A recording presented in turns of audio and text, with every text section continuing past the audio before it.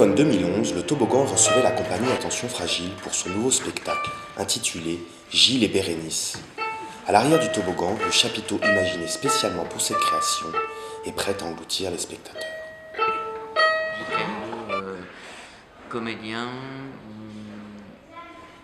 et puis on va dire garçon de théâtre.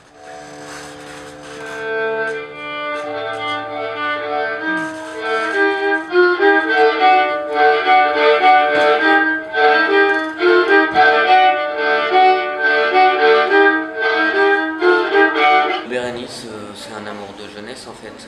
Un spectacle d'engagement, on part comme dans ce spectacle comme pour faire une course en montagne, un truc comme ça. Ah oui, autre chose. Voilà. Une fois, pendant une fête, une fille me faisait envie, mais c'est une autre à qui je plaisais. Eh ben, j'ai couché avec l'autre fille. Ah. Il n'y a pas à dire. Il n'y a pas de doute. Je parlerai sous la torture. Au premier ongle arraché,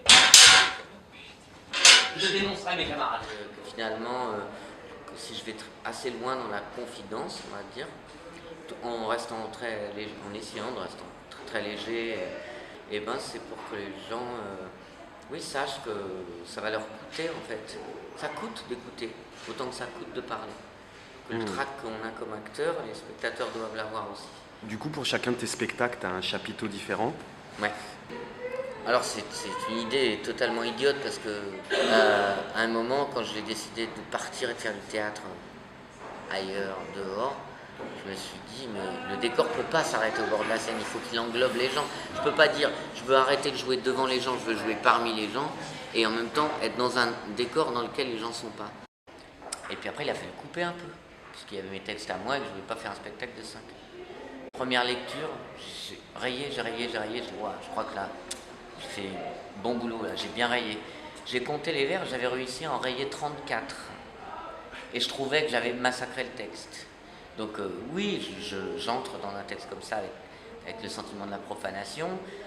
Dès que je change quelque chose, je le pèse, je le sous-pèse. Dès que je tords, à un moment, il y a un grand monologue, le dernier grand monologue de Titus, je passe au tutoiement. Il est presque in extenso, mais au tutoiement. Donc je réécris des toutes petites choses pour que je reste sur le rythme de l'alexandrin, mais parce que je trouve qu'à un moment, je veux offrir ça. Même ma rencontre, elle se fait par excès. On n'est pas auprès des spectateurs par défaut, parce qu'on n'a rien d'autre, parce qu'on a besoin de... On est par excès, parce qu'on est plein de trucs et que ça déborde. Comme ça déborde, c'est trop con que ça déborde pour personne. Alors on invite des gens. J'en ai fait pour tout le monde. Voilà, pour moi, voilà, ce Bérénice, c'est... Là, je suis en train de faire ma tambouille. C'est une tragédie, c'est ma tambouille, je trouve ça bon. C'est un pot-au-feu tragique, mais c'est un pot-au-feu.